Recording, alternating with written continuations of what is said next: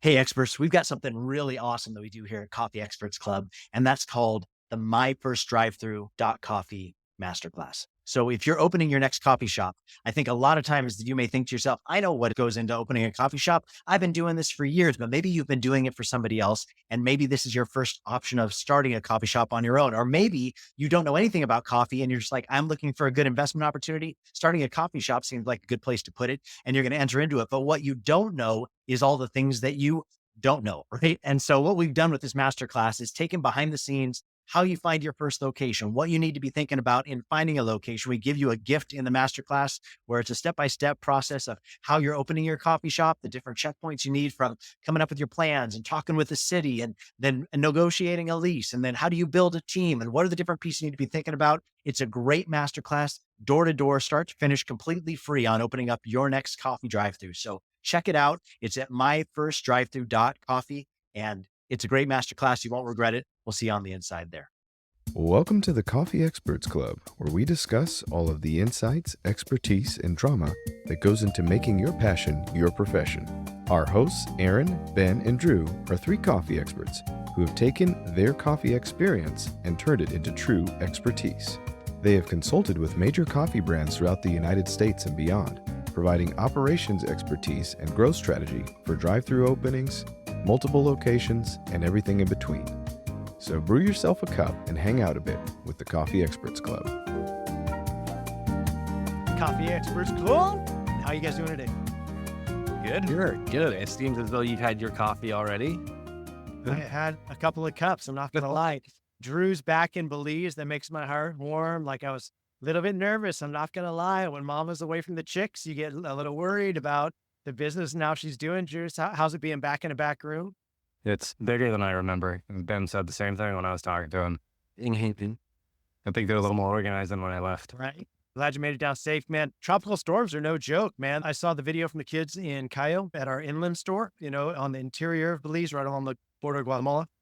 And like the river was all the way up and it swallowed the bridge.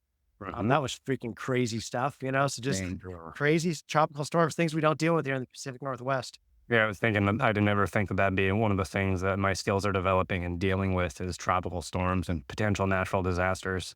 It's perfect. And I mean, obviously, it was washing cars off the road. Oh my God. I think obviously we're dealing with hurricane stuff on the East Coast of the US right now, where we have some coffee clients that we love, CJ and Lindsay over there with Outsider dealing with stuff like that. But I just feel like the Pacific Northwest, man, we're blessed. Like what is our natural disasters? We get an earthquake every once in a while, like maybe a winter storm where we get the roads get icy. Like is that our worst? It's as bad as it gets. It's as bad as it gets. We have done some pretty creative, though, grand openings in the middle of snowstorms, though. God bless Cody Anderson and standing out in the parking lot, freezing his ass off, trying to get cars to move through the drive-thru fast enough. Shout out Cody and his snowsuit standing out in line. Snowsuit, like he was going snowboarding afterwards, like he just grab his board and go hit the hill afterwards. That was amazing. Oh, so great. So great. Man. Anyway, guys, I thought today we could talk about something that, Drew and I are facing, which is we have a competitor that's moving in pretty close down there at Café de los Mayas, like literally directly across the street. And, it's so easy just to talk ish, right? It's so easy to talk smacks, talk trash on other people that are opening up. But like, I feel like that honestly is a little bit immature. By the way, if you're thinking of starting coffee, if you're thinking of starting up a coffee drive-through specifically, this is the place to come. This is the place to be. Push people with this podcast, free information from guys that have opened dozens of drive-through coffee stands for a lot of different brands. And we talk about it every single week. So jump in here, shameless plug, talk about it here today. But, as we see a competitor open up across the street, I think it's easy for all of us just to feel like, hey, man, don't be a dick. Like, why are you opening across the street, right? Why are you coming our way? But I think that it's easy for the kids down there, especially to talk trash. But I think that as we've talked about on this show, actually business prods excellence, prods, like that's how you accelerate. Any of us, there's no business model that getting lazy is actually how you grow. Like there's no business model out there that says, hey, just lie back on your laurels, like get super comfortable slinging a bunch of coffee out the window. And that's how you grow. The way that you grow is by being aggressive. The way you grow is about being competitive. The way you grow is sharpening your skills. And so I thought we could talk about today growth amidst competition. Maybe in your market share, you're like, well, there's a lot of coffee here. Should I open coffee? I don't think competition's bad. I think it's just important that you nail what you're there to nail. What do you guys think? Yep. But there's a reason why every corner you see a McDonald's, there's a Burger King across the street. You know, Right? it's they know where the customers are and they know what the customers are looking for. So it's smart. I mean, I think we've recommended it time and time again. If you see a Starbucks somewhere, then it's probably a good spot to put down a coffee shop.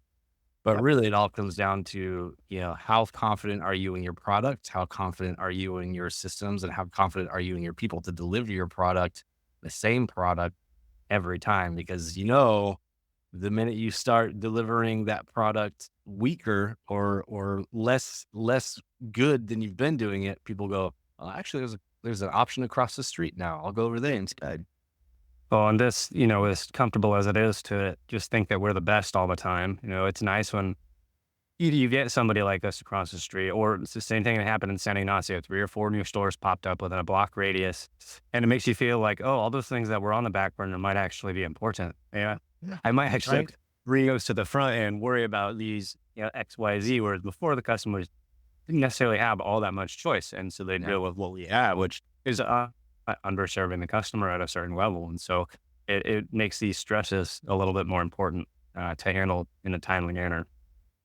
I think, the hour that we spend in this on Coffee Experts Academy. So if you haven't checked that out yet, coffeeexpertsacademy.com, 35 modules where we dive deep into topics like this. So we spent an hour on this one talking about consistency. And we had the legend Taryn Turner on that call. That was a great one that we talked about. And when that day when we talked that through, Taryn was the origin for a lot of these guys. Like a lot of us here, even on this podcast today, Taryn was a big part of that. And Taryn is part of the Collab team still to this day. Good dude. By the way, I saw John Patterson last night. I had dinner with John Patterson last night. Great. Yeah, we got to talk about both you boys. Anyway, throwback. Hashtag John Patterson lives. It was great. Anyway, we talked about it on Coffee Experts Academy, and the title was consistency. And I think that really is what it comes back to is, we've talked a lot about it on this podcast, identifying your avatar, like who are you going for? And it can't just be, hey, I just want to sell good coffee to everybody. Cause it's like, well, that's everybody's mantra who's selling coffee, like what makes you a unique identifier? And for us, as this place opens up across the street, Ben, we were talking about it before we started the show. One of the big identifiers for us is we're a drive-through coffee shop. That's what we do. We're nailing quick, excellent, great customer service. Like that's what we're trying to go for. The place across the street isn't a drive-through. So they've got an advantage of if people want to sit down, they're probably going to have a better sit down place. Although Drew, I think we should talk about putting up the canopy out back and all that bad stuff with the tiny about on the back of the property, that we could do full outdoor seating because we can kill outdoor seating where they would do indoor. But I think like, what's the unique identifier? What is it that makes Coffee de los Mayas special? And then how can we get super kick-ass consistent with that? Yep. I mean, we've talked about it time and time again, but there's something about being able to, if I'm on my way to work and I need, my cup of coffee in the morning, like just having the peace of mind knowing that if I jump into this drive-through, it's not going to take 20 minutes. I've been here 3 times before, and every time before it took me like 4 or 5 minutes to get in and out. Like that little bit of consistency, even in the car time, lets me know that if I'm late for work, I can still stop in, I can squeak out 5 minutes, grab my cup of coffee on the way. Whereas if you're not even consistent in your car times, like sometimes it takes 4 minutes, sometimes it takes 14 minutes, like that, just that little question is going to make you go, I can't risk it. I got to get to work. And there's all those pieces, whether it's the car time, it's the drink, it's the, how comfortable is your seating? Are your tables clean? Are there crumbs all over the place? Those little consistencies add up in the customer's mind to say yay or nay, deciding on whether to go to you or your competitor across the street. I love that. Standards are so important. Standards are so important. I remember as much as we dog on it and give them a hard time back in the day at Roasters with the A3 team and Shannon at the helm, like they had standards that they held everybody to. And like, how clean is your front of shop? How clean is your back of shop? How clean are your bathrooms? Is there any trash on the property? How good are your car times? Like having those like secret shoppers that come in and just like check out your stuff and seeing, are you doing well? I think standards are so important. What exactly the customer experience looks like in a full customer experience. We worry about a few things. We'll worry about car times, worry about the service, and we'll worry about, how well our customers are treated. But really, it's the full experience from pulling into the drive-through, from how it looks from the curb, from if your plants are dying outside, from if your building's clean, what do they say? The cleanliness of a bathroom is a good signifier of how much you're going to care about your barista. We don't have a bathroom they can use, but there's a lot of other things we can look at, such as, are our tables dusty? They're outside all the time. Do they get cleaned regularly? We have rocks as our drive-through. So is our drive-through, are the rocks getting pushed out of the way? So there's divots in the drive-through. There are all these elements to consider when a customer is coming through your shop, whatever it is that your shop's little quirks are, to really know what those are so that the customer can either not worry about it. They shouldn't have to worry about our potholes. That should never be in their mind, and just enjoy the whole experience. Mhm. I would say, I mean, we all in the sort of indie coffee world dog on Starbucks the most, right? Starbucks is the big dog who's the, the evil overlord that we always dog on. But there's one thing that Starbucks has nailed, and they've nailed it perfectly. That's consistency. When you Right. walk into one Starbucks in Brazil and you walk into another Starbucks, in China, you're going to get the exact same Same product. burnt up coffee. It's going to be the same over roasted espresso, but it's going to be clean. It's going to be nice. You're going to have your quick ordering process. You know exactly what you're going to. I mean, the same thing with like McDonald's. All these giant corporations, what they do well is consistency. And I know that, if there's a Starbucks on one side of the street and there's a mom and pop shop on the other side of the street, at least I know exactly what I'm getting with Starbucks. If I've had a cold brew ever of theirs, I know exactly what it is. It may not be my favorite, but like I know that they have it, and I know I can get the ounce. I know exactly what it tastes like. There's a risk, going with somebody I don't know is consistent, because ultimately, it's my dollar. I don't want to waste my dollar. I have to get a drink, throw it out, go across the street, and do the whole process over again. 9 times out of 10, I'm going to choose consistency. So if your company can be consistent with your customers, then you can, without having to go up into the giant ranks of the corporate overlords of Starbucks, you can compete with the Starbucks just simply by being consistent. I think it's really important too. Like, so let's take it out of the philosophical now and let's bring it down to practical. Like, what does this look like practically? And I would say, how do you establish core values that people can remember easily? Right. So that's the Mhm. first thing. Core values people can remember easily. And then number two, how do you keep those in front of people's minds in a way that's accountable? Right. So like for us, speed, service, strength, right? That's always been our top three. Like those are the three things that's very, very easy for people to remember. Hey, what are our three core values? Speed, service, strength, right? We're trying to do it fast. We're trying to make sure people know that we love them and we're going to serve them well. And the quality of the drink has to be good. It can't be crap. If any of those things break down, then the tripod fails, the leg falls on the tripod, and we're going to fail. And then how are we holding people accountable? Hey, coffee experts. Those of you running independent coffee shops, you're always looking for ways that you can drop your costs. And we here at the Coffee Experts Club really understand that. And so we've started something called Indie Coffee Coalition. And what it's designed to do is to drop your costs on two of the things that you're probably experiencing the highest sales volume in your store. And that is energy drink and frat mix.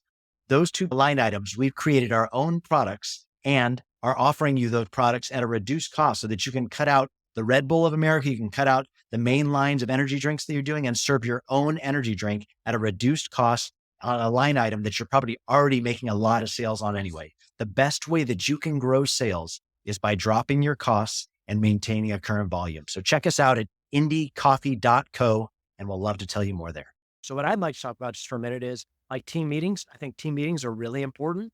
And Drew, I think you've been doing something really cool in our WhatsApp channels by encouraging the managers to drop in a top three. I don't know if you're doing that like once a week and that's how you're doing it, but I think that maybe we could talk about that. Cause I think if you're listening today, I cannot overemphasize enough. How do you make sure that your people understand what's important to you? Because that's how you stay consistent, right? These three things are important to us: speed, service, strength. And then how do you keep that in front of your people in a way that marks accountability? So Drew, could you talk a little bit about maybe your top three and then maybe how team meetings look? I know you and Ben have done a ton of team meetings in your day. Maybe just walk us through that a little bit. That was actually the answer to an issue that we were having from the stores. Baristas the stores are so far apart here in Belize that they don't know each other. Of course, the managers, the leaders used to work together, but most of the baristas, they don't get to travel back and forth, so they haven't met each other. Which we don't want the company to operate like two independent satellite shops. We want them to operate the same way, which back to consistency. And we all know our core values. We all know our mission statement. We all know what we're aiming for. But how do I get, our newest barista to know what our manager knows? How do I get the closers to care about the same things that the openers care about, and not just get them to care about it, but when they are having issues within shop, to understand that what we value is going to solve the issues that they're having in the shop. So how can we position these things in a way that everybody's going to understand and work together to accomplish those things. And so we do have a meeting every week. It's just myself and the two managers over the stores, and we talk about, what's going on. We do the same level 10 meeting that we've done with several different clients. And, for years and years, we've done this. And what's really nice is it brings actions out of what we call issues. So we bring the issues, and that was one of them was, oh, my baristas are doing this and I'm dealing with this. They're not taking out the garbage, or I'm out here, they're not raking the rocks. And it's like, well, how do we get the message across the same? Of course, we don't have the same issues, but how are we messaging the same way to both shops? And so what we decided was the managers are going to come together on Mondays, because I'd like them to at least 3 times a week, just to keep baristas engaged, keep baristas looking at the group chat, to understand this is not just something that's always going to be passive. It's not something I'm focusing on one time. I'm just thinking about it now and going to forget about it next week. So they bring in their top issues that they've dealt with the prior week or currently dealing with, and they craft a message out of, they bring both of their first issues together and craft a nice message out of it and message out on Monday. And then Wednesday is the second messages. And then Friday is the third messages. And through that, we bring consistency, and we can highlight, okay, how many times have we asked baristas, the morning shift in San Ignacio to take out their garbage and they just forget to, and then what actions can come out of that? If we need to take action, who are we talking to? Who are the mid shifters? It gives us as a leadership team, since I'm not at both stores, insights as to where we can focus our energies and solve these problems. And then that trickles down into team meetings that we've kind of mentioned. We were really consistent with that at Roasters. I personally loved team meetings because culture was a huge important thing to us. And it was a way of speaking or being a buffer between what Wes wanted and how we could actually get it to our baristas in words that they could appreciate, understand, and not, feel put out by.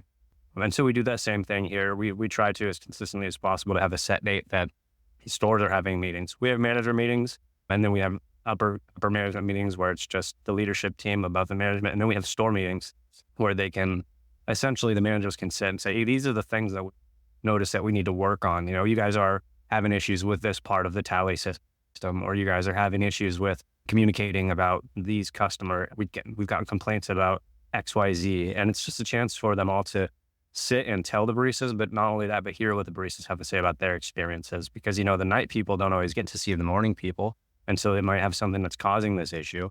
So all of this to say, what we're bringing is communication channels to bring actions to our leaders, because I'm not going to be there to be able to do all of this all of the time. And so crafting those messages and hearing what is coming back from the baristas gives us action plans and steps we can take to bring that consistency.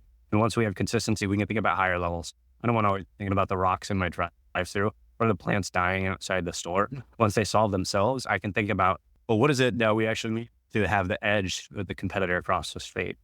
I think that touches on a really important point too, and that consistency is key in your drinks and your car times and what the customer is getting out of your location. But it's also really important to be consistent as a management team, consistent in how you manage it, consistent in how you're communicating with your employees, because that really trickles down. Like you can, but it's not going to work out long enough for you to say, hey, you need to be making a fantastic latte the same every single time. But whenever you communicate with your employee, it's through 12 different channels at 12 different times a day. And they're like, I have no idea what's going on, but you want me to make a perfect latte every time I'm going to try it.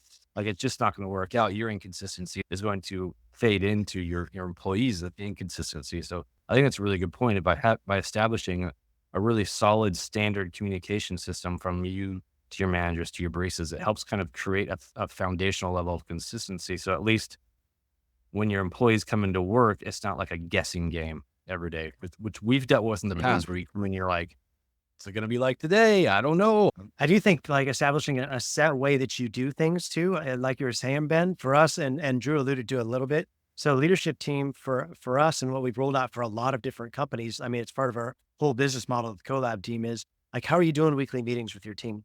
And in that, so we use level 10 meetings, which is a system that was piloted by EOS that we've kind of made our own and made them a little bit unique. In fact, we're thinking about rebranding them the U10, the Ultimate 10, but I think that this is the way we do it every time. And it's scorecard numbers. Like, what are the metrics that we're looking at? All of us, a lot of times people say, yeah, I know what my numbers are, but it's like, yeah, but are you looking at them every week? And are you looking at them together every week? And are you identifying problems that are coming out of your numbers? And are those spinning off into to-dos and things or are we just talking about numbers? Are we just like flaring up because we looked at a dashboard somewhere, like going to kicking up a dust storm of like text messaging? Or no, let's have a constructive meeting where we're looking at our numbers, and what numbers are we looking at? Are we just going to look at our POS dashboard, or are there better numbers than that to look at? Yeah, that's part of it. But then it doesn't tell the whole story. Let's also look at like our hours, and let's also look at however our loyalty program's performing. And let's also look at whatever like how our reviews are turning out. And let's also look at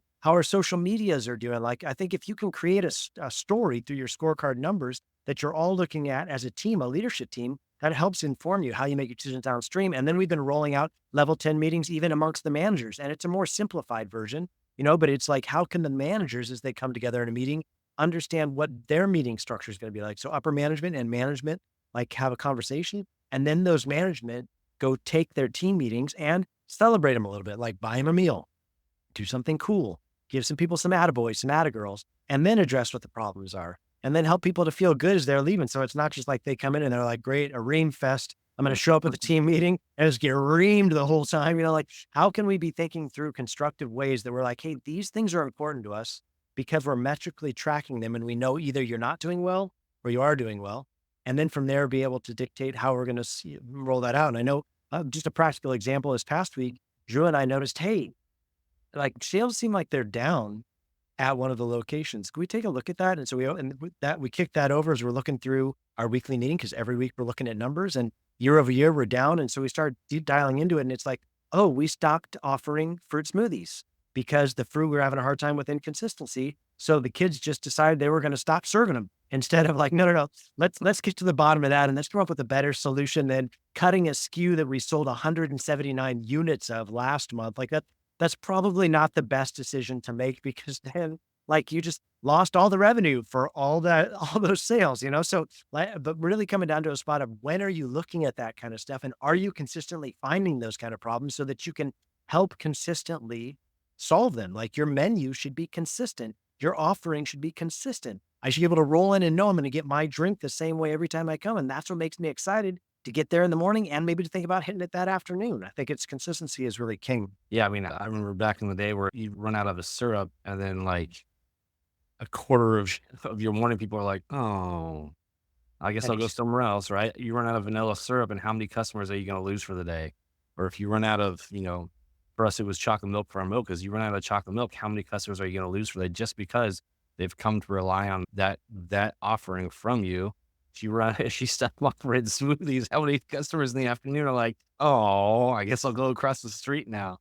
It really does. I mean, we've probably said it 1,000 times now, but consistency really is what convinces a customer to choose you over your competitor, especially if you're more consistent with them. And it's what gives your employees and your baristas a solid foundation, so that they know when they come into work, they can expect to be able to serve a customer. Because I remember as a barista, like, if you're out of something, that sucks for the customer to be like, hey, can I get that? And you're like, well, actually, we're out. So, and then you have to deal with the sad customer and say sorry. But by being consistent with your employees and also with your customers, you're creating this sort of, just a foundation of the fact that you care about your business, and that you're going to look after your business, and that growing your business is important to you, because you want the customer and the employee to both succeed and get what they want. And what we have essentially when we're talking about all of this is building a specific kind of relationship with the customer. We're teaching them that they can trust us, or that they can't trust us. And we all know that when relationships don't have trust in there, like, oh, I know I'm going to get my same pastries, or I know I'm going to get my mocha, or they never have my pastries, or sometimes they don't have that mocha. That's going to change your whole dynamic with your customer. That's not just one customer. We think of the customer, we think of our hundreds of customers as the customer, and how are we treating that relationship with the customer? Are we watering that relationship by being consistent and finding ways to connect with them and to take care of their needs? Or are we, getting lazy because there's no competitors across the street? Yeah. I would say another practical piece that you should be implementing is the quarterly reviews with your employees. Yeah. And one of the things we did with that was just we had what we called a flow test when they first started as a barista. It was like a 30, 40 question test. I went over the recipes and all that. But along with every quarterly review, we'd have a smaller version that went over the recipes. Do you still remember how to make this signature drink of ours? You'd be surprised how many of those, like, after 3 months, they're like, I don't know how to make this anymore. So even just that piece, like, every quarter you should be quizzing your baristas on, do you still remember how to make this drink that, is on our menu that people are going to be asking for? Because I mean, 9 times out of 10, you can't make a non-fat, sugar-free Snickers anymore because you forgot all the ratios. So you should probably be quizzing them on that. That's good. Drew just put everybody through ours again. And you would be surprised at how bad the scores turned out. You know what I mean? We're like, wait a minute, what? I think it's good to keep people on their toes. And let's talk a minute about like giving our baristas, like you said, I thought that was a really good point, like giving them consistency and knowing what they can expect too, so that they don't have to be the bearer of bad news. And then giving them the words to give people if they do have bad news to give, because then you're leaving some 17, 18, 19-year-old kid to make up a narrative about why you don't have smoothies anymore. And it's like, that becomes the Coffee Day of those Maya stance on why we don't have smoothies. Like, oh, no, we couldn't get consistency and proof, so we stopped doing that. Well, that's not a decision from the top. You know what I mean? Like, that wasn't what we decided, you know, or we ran out of soda water, so we're not able to do nectar anymore. Like that, wait, what? Like, do you know how much we paid to have a proprietary energy drink that you just, some 17-year-old kid just decided he's going to stop serving? Like that, that's not decision making, you know? So how do we hold people all accountable?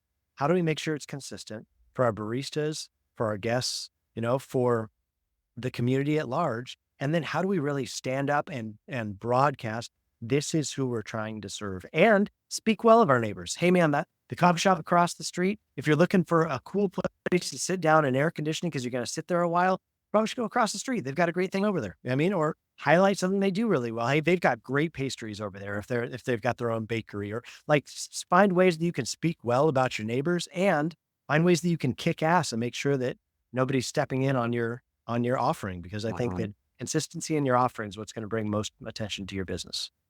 And it's one of the most difficult for most businesses. It's crazy because it seems like the most simple and the easiest thing is like, just do the same thing every time. How is that so difficult?